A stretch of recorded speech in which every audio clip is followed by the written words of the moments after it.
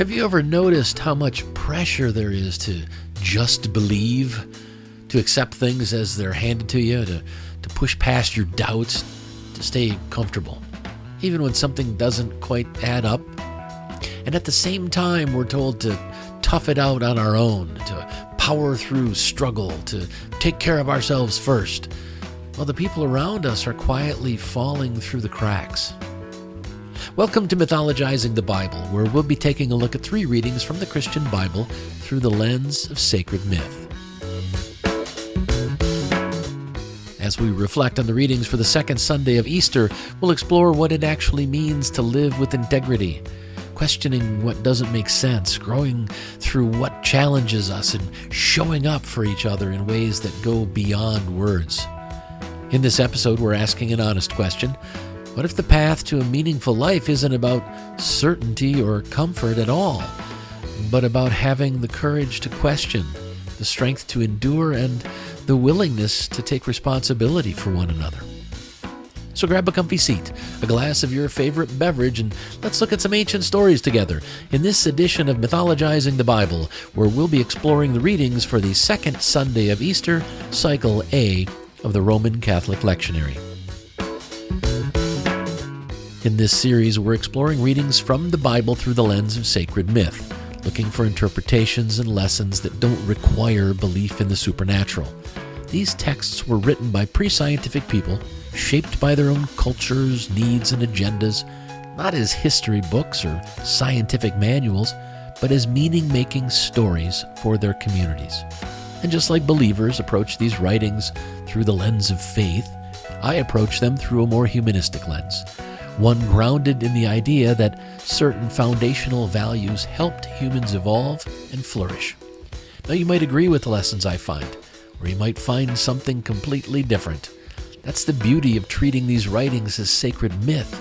We're free to negotiate with the text and discover whatever insights we need right now. So with that, let's dive in. As I said, tonight we'll be looking at the readings for the second Sunday of Easter, Cycle A. Our first reading is from Acts of the Apostles. It's chapter 2, verses 42 through 47. Our second reading is from 1 Peter. It's chapter 1, verses 3 through 9. And our gospel reading is from John. It's chapter 20, verses 19 through 31. Now, we'll start by going through all 3 of the readings, then we'll look for the messages and the main lesson in each one. Finally, we'll bring everything together, look at what it means for us today, and talk about where we go from here. And with that, let's begin. Our first reading is from Acts of the Apostles. They devoted themselves to the apostles' teaching and to fellowship, to the breaking of bread and to prayer. Everyone was filled with awe at the many wonders and signs performed by the apostles. All the believers were together and had everything in common. They sold property and possessions to give to anyone who had need. Every day they continued to meet together in the temple courts. They broke bread in their homes and ate together with glad and sincere hearts, praising God and enjoying the favor of all the people. And the Lord added to their number daily those who were being saved. Our second reading is from 1 Peter. Praise be to the God and Father of our Lord Jesus Christ. In His great mercy He has given us new birth into a living hope through the resurrection of Jesus Christ from the dead, and into an inheritance that can never perish, spoil, or fade. This inheritance is kept in heaven for you, who through faith are shielded by God's power until the coming of the salvation that is ready to be revealed in the last time. In all this you greatly rejoice, though now for a little while you may have had to suffer grief in all kinds of trials. These have come so that the proven genuineness of your faith, of greater worth than gold, which perishes even though refined by fire, may result in praise, glory, and honor when Jesus Christ is revealed. Though you have not seen Him, you love Him. And even though you do not see Him now, You believe in him and are filled with an inexpressible and glorious joy, for you are receiving the end result of your faith, the salvation of your souls. And our gospel reading is from John. On the evening of that first day of the week, when the disciples were together with the doors locked for fear of the Jewish leaders, Jesus came and stood among them and said, "Peace be with you." After he said this, he showed them his hands and side. The disciples were overjoyed when they saw the Lord. Again Jesus said, "Peace be with you. As the Father has sent me, I am sending you." And with that he breathed on them and said, "Receive the Holy Spirit. If you forgive anyone's sins, their sins are forgiven. If you do not forgive them, they are not forgiven." Now Thomas, also known as Didymus, one of the 12, was not with the disciples when Jesus came. So the other disciples told him, "We have seen the Lord." But he said to them, "Unless I see the nail marks in his hands, and put my finger where the nails were, and put my hand into his side, I will not believe." A week later his disciples were in the house again, and Thomas was with them. Though the doors were locked, Jesus came and stood among them and said, "Peace be with you." Then he said to Thomas, "Put your finger here. See my hands? Reach out your hand and put it into my side. Stop doubting and believe." Thomas said to him, "My Lord and my God." Then Jesus told him, "Because you have seen me, you have believed. Blessed are those who have not seen and yet have believed." Jesus performed many other signs in the presence of his disciples, which are not recorded in this book. But these are written that you may believe that Jesus is the Messiah, the Son of God, and that by believing you may have life in his name. All right, so let's go back and take a critical look at these readings and see what learnings and lessons we can find if we dig around just a little bit. So our first reading was from Acts of the Apostles. And what we see in this passage is a snapshot of a community trying something rather bold. They're choosing to organize their lives around shared responsibility instead of individual accumulation. Let's strip away the religious framing, and what's left is a very human idea. If we take care of each other, we all do better. It isn't charity in the modern sense. It's mutual aid. It's the recognition that security isn't something you hoard. It's something you build together. And frankly, that challenges a lot of what we're taught today about success, independence, and ownership. There's also a strong emphasis here on proximity, which I've talked about before. People gathering regularly, together, sharing meals, being physically present in each other's lives. That's not just a nice detail for the story. It's essential. Humans aren't wired for isolation, even though modern life often pushes us in that direction. Real connection, though, requires time, repetition, and presence. And when those things are missing, we see the consequences. Loneliness, distrust, fragmentation. This passage reminds us that community isn't built through occasional interaction. It's built through consistent, intentional engagement with each other. And then there's this idea of oneness, which, taken at face value, can sound a little idealistic, maybe even a little suspicious if we're being honest. But underneath that language is something valuable. It's a dismantling of rigid social hierarchies. The focus shifts away from status and toward shared humanity. When people are treated as equals, when their needs are taken seriously, regardless of their position, that's when trust grows. That's when joy becomes something collective, not just individual. And that kind of shared joy, it's not accidental. It's the result of a community choosing fairness, empathy, and cooperation as daily practices. So the main lesson I got from our first reading is that true human flourishing is found in a shared commitment to meet one another's needs as if they were our own. At its core, this passage isn't really about doctrine. It's about a way of living that prioritizes people over possessions. It prioritizes real connection over isolation and shared well-being over individual gain. It challenges us to rethink what it means to thrive, not as something we achieve alone, but as something we create together.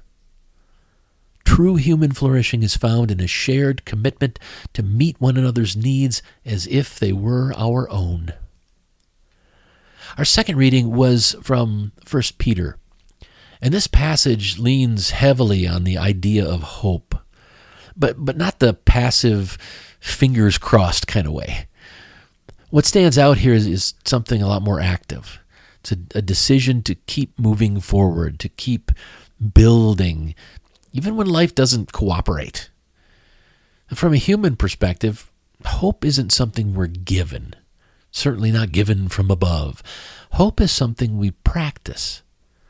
It shows up in the choices we make when things are uncertain, when the outcomes aren't guaranteed, or when giving up would honestly be easier. We've all experienced times like that. That kind of hope, when we choose hope in those situations, it isn't naive. It's disciplined. There's also this powerful metaphor in this reading of being tested by fire, which, let's be honest, sounds kind of dramatic, but the underlying idea is also very relatable. Hardship has a way of just stripping things down. It forces us to confront what actually matters and what really doesn't.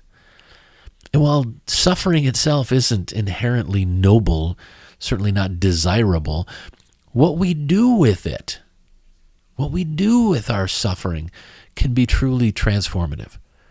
People who come through difficult seasons of life often carry a much deeper sense of clarity, empathy, and definitely strength. Not because the struggle was good, but because they refused to let that struggle be meaningless. The passage also pointed toward something lasting, something that outlives material success or our temporary comfort. From a humanist perspective, that's not about some distant, unseen reward. It's not about some afterlife that's unprovable. It's about the imprint we leave behind. It's about the people we impact, the values we live out. It's about the integrity we demonstrate when it counts. And maybe most importantly, it acknowledges that we don't need certainty to experience joy or purpose. We don't have to have everything figured out to live a meaningful life. We just have to keep showing up, grounded in what we know matters. Things like connection, growth, and the well-being of others. Anyway, the main lesson I got from our second reading is that enduring hardship can shape a life of resilience, purpose, and lasting impact. At its core, this passage is about what we become when life gets hard. Not defined by the struggle itself, but by the way we respond to it, with intention and resilience and a commitment to something bigger than our own short-term or immediate comfort. It reminds us that meaning isn't found in avoiding difficulty. Meaning is found in shaping something worthwhile from that difficulty. Enduring hardship can shape a life of resilience, purpose, and lasting impact. Okay, our final reading was from the Gospel of John. And this is one of those stories that has been used for centuries to gently shame doubt. But if we step back and read it honestly, Thomas might be the most grounded person in the room. He's not rejecting the claim outright. He's asking for evidence. And that matters. Because when something extraordinary is presented as truth, Accepting it without question isn't faith. It's called compliance. What Thomas represents here is intellectual integrity. The willingness to say, yeah, I'm not convinced yet. That's not a flaw. That's how we avoid being misled and manipulated or just swept up in groupthink. The story also begins in fear. And people are hiding. They're uncertain. They're trying to make sense of all this shit that just happened. That's a very human place to start. Fear thrives in uncertainty, especially when we don't have reliable information. But notice what shifted things. It's not blind reassurance, but direct engagement. Jesus showed up, and questions are asked. Evidence is offered. There's a movement from confusion to clarity. They went from isolation to more of a shared understanding. That's how real peace is built. Not by shutting down doubt, but by working through it together. And then there's this striking focus on physical wounds. It's something tangible, something real. The story doesn't resolve through abstract ideas or spiritual claims alone. It centers on lived, embodied experience, at least according to the myth.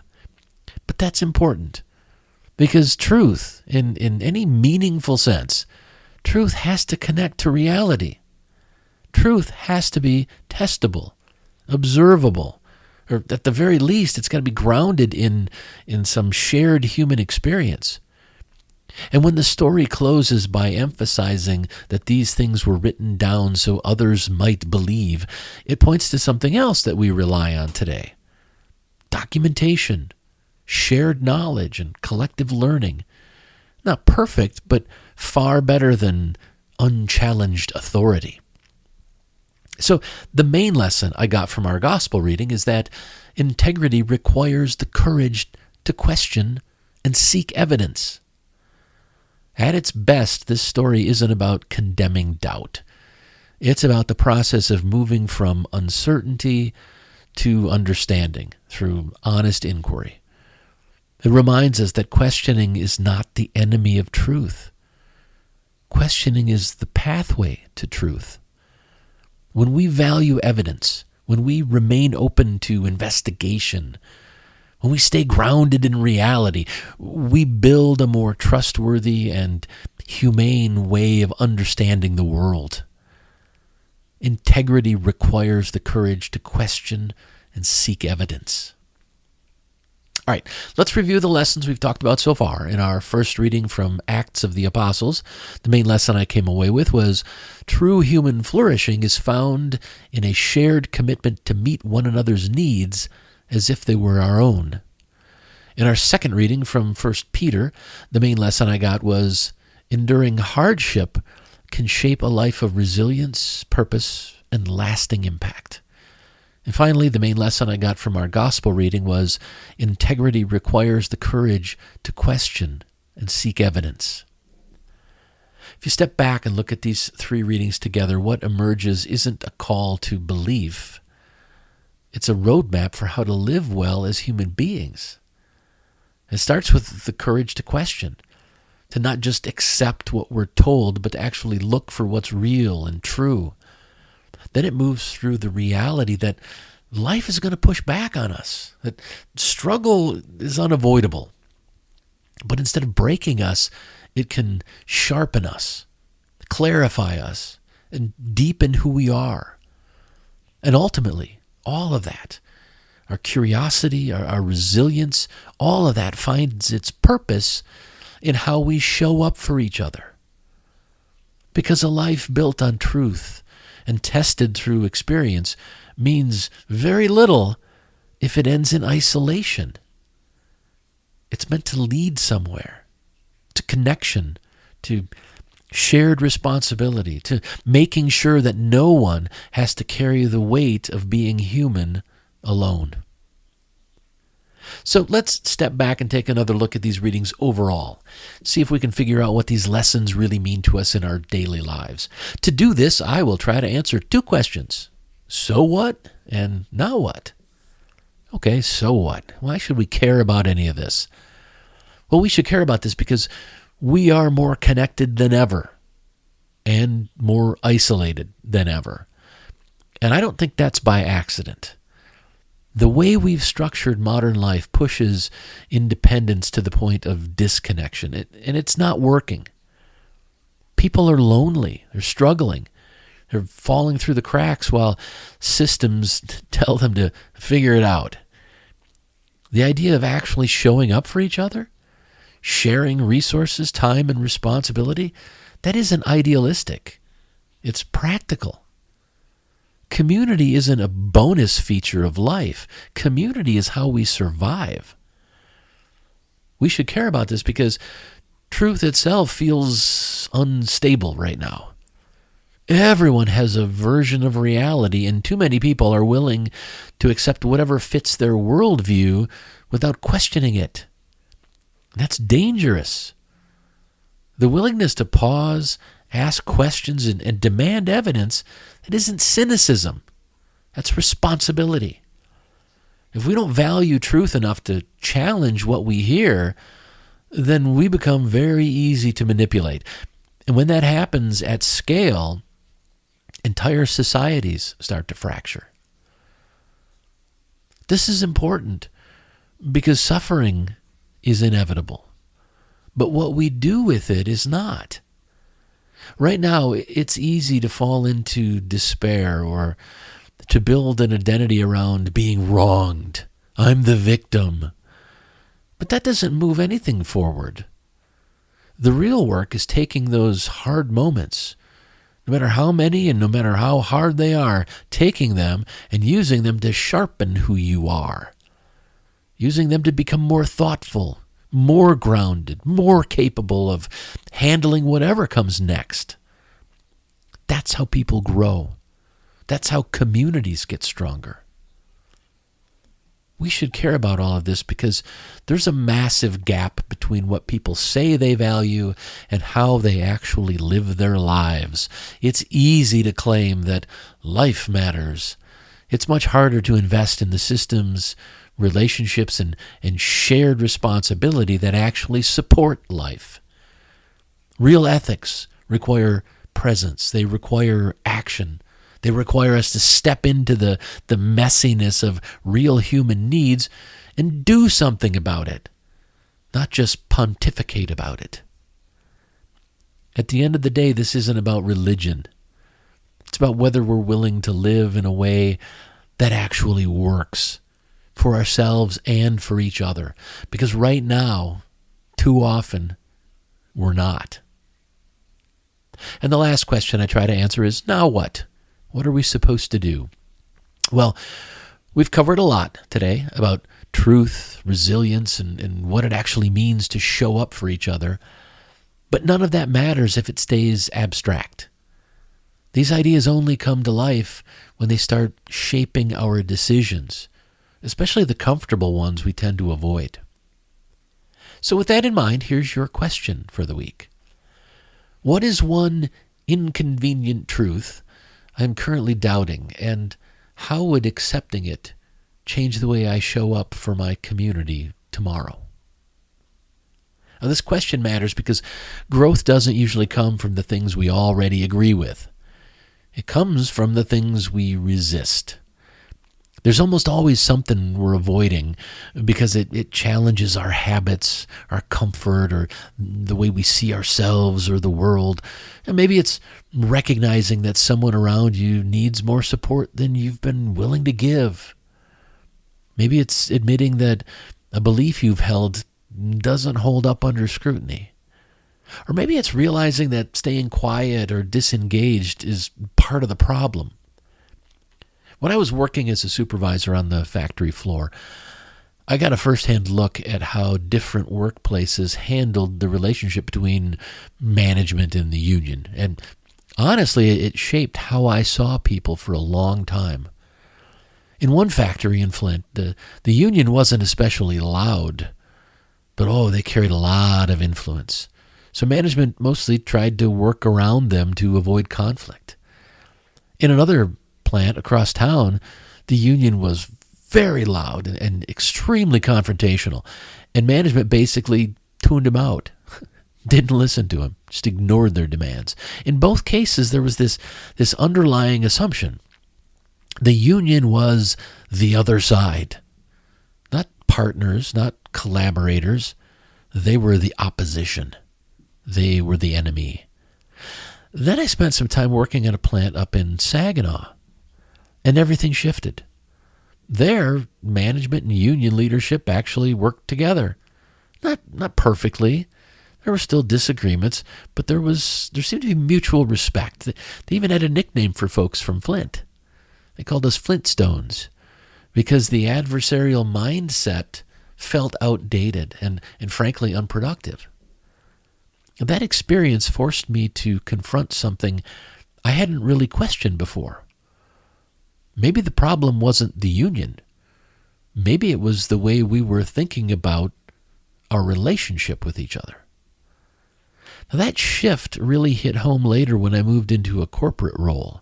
I started to see the bigger picture, that many of the benefits we all took for granted in management roles weren't just handed down out of goodwill. They were fought for.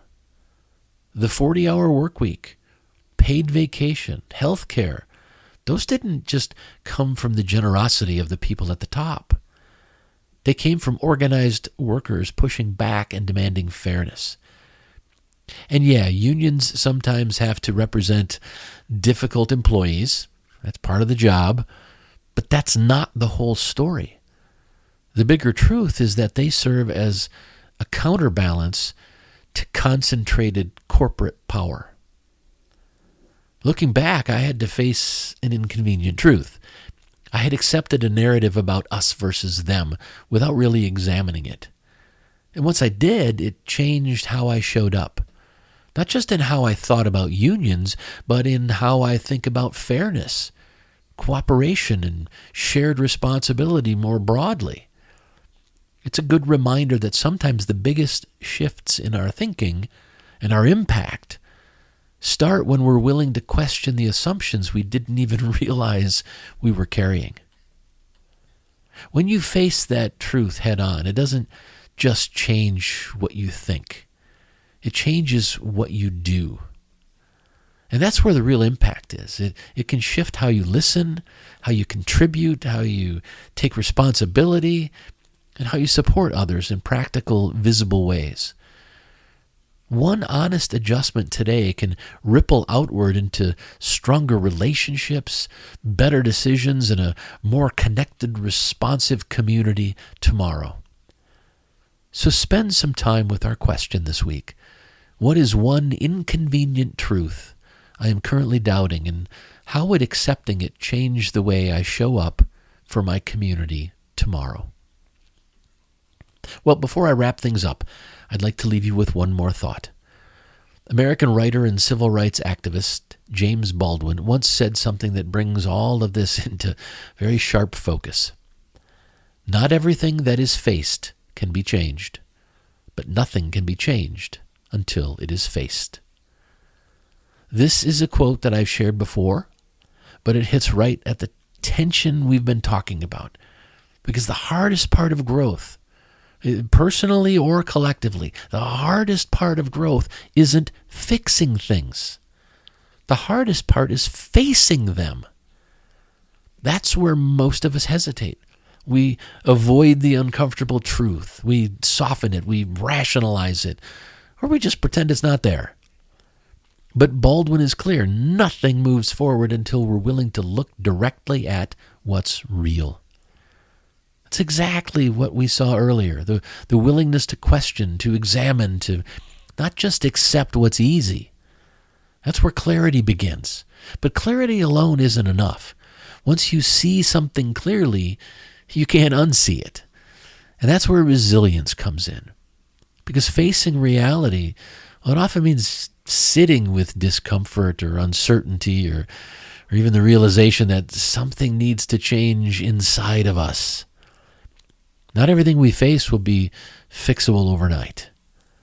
But avoiding it guarantees that nothing improves at all. And then there's the community piece. Because this isn't just about individual insight, it's about shared responsibility. If we're not honest about what's happening around us, if we're not honest about inequality, disconnection, isolation, loneliness, suffering, then we can't build anything better together. Facing the truth is what allows us to respond to each other with integrity, with empathy, and with action. Which brings us right back to the question, what is one inconvenient truth I am currently doubting, and how would accepting it change the way I show up for my community tomorrow? Because until we face it, nothing changes.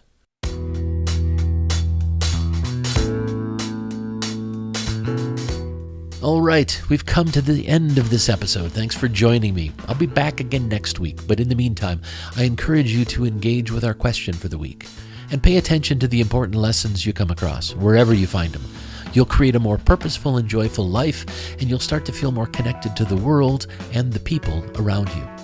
I hope you enjoyed this episode of Mythologizing the Bible as we did a deeper dive into the readings for the second Sunday of Easter, Cycle A of the Roman Catholic Lectionary. Remember that a life built on truth and tested through experience means very little if it ends in isolation.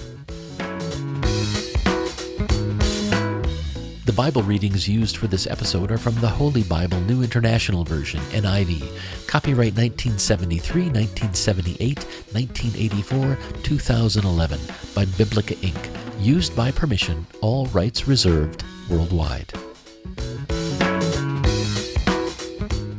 Thank you for listening. If you like this content, please consider telling a friend about it. The more people who hear the positive messages I'm sharing, the better. Mythologizing the Bible is a live-streamed series held most Thursdays at 8 p.m. Eastern Time on twitch.tv/thecodaproject.